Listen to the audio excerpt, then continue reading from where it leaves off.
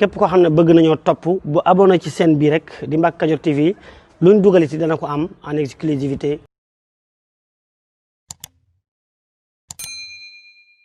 auzu billahi mina shaytaani rajim bismillahi rahmaani rahim alhamdulillahi rabbil alamin wasalaatu wasalaamu ala asrafil anbiyaai wal mursalin sayidina muhammadin xaatimi nabiyina wal mursalin wa ala alihi wa ashaabihi wa aswaajihi wa zurriyatihi ajmain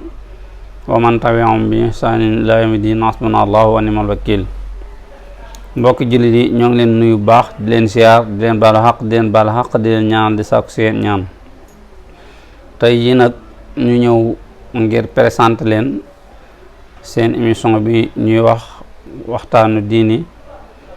ñu koy amal nag ak site bii di Mbacke Kadior TV ñu fas yéene nag ajjuma gu jot ñu jël benn thème ci li nga xam ne ni soxal na jullit ñi ci nu ni gën a xamee seen diine waaye it léeg-léeg ñu dëppale kook actualité yi nga xam ne day am ñu koy amal fii nag ci site bii di Mbacke Kadior TV di wax mbokk yépp nañ koy topp di ko bàyyi xel di wax ne fas yéene nañ cee waxtaane ay thèmes yu fasantikoo ci wàllu diine ji waaye lépp loo xam ne soxal na jullit bi rek fas yéene nañ di ko ci jàllale bu baax a baax muy am ajjuma gu jot nag fii ci site bi ñuy wax Mbacke Kadior TV